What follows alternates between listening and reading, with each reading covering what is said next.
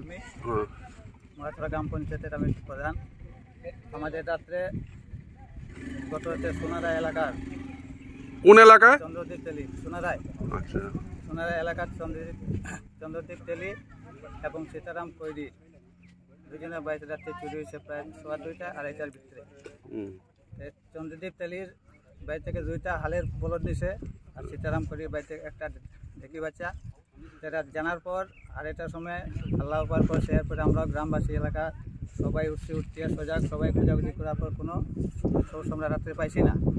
এরপরে ভোর যখন হয়েছে আমরা গরুর বাজার দেখতে দেখতে দেখছি গ্রিপ রোডের নিচে যখন গেছে ফেন্সিংয়ের সাইডে। এরপরে এই বাজার দেখতে দেখতে আমরা ফেন্সিং পর্যন্ত গেছে পোলাপান। এখানে গিয়া দেখে যে 4 কাটা আছে পুরা 3 ফুট থেকে 3.5 ফুট পাশ। এরপরে বিএসএফের আইসে এখানে, আর আমরাও এলাকাবাসী সকাল থেকে এখানে এটা আমরা কোনো সোর্স এটা না পাওয়া পর্যন্ত বা যারা গরু চুরি হয়েছে এটা গরু না পাওয়া পর্যন্ত আমরা এটা শক্ত প্রতিবাদ করব। আচ্ছা, এখানে গরুর দাম কত হবে?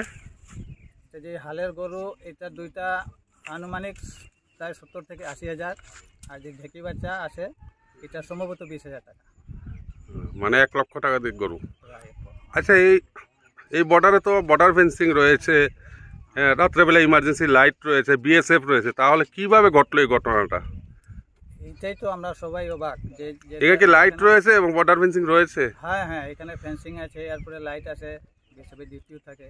এরপরে যে এই দুর্ঘটনা এটা তো মানে কল্পনাও করা যায় না, যেহেতু এখানে এলাকাবাসী কৃষক শ্রেণীর বেশি সারাদিন পরিশ্রম করার পর যেহেতু চুরি চামারি হইতো না গরু কোনো সময়, এটা লাগে সবাই তো মানে পরিশ্রম করার পর সারাদিন এরপরে রাত্র হইলে মানে একবারে মানে সেন্সলেস অবস্থাতেই থাকে, ঘুমায় যায় পরিশ্রমের পরে।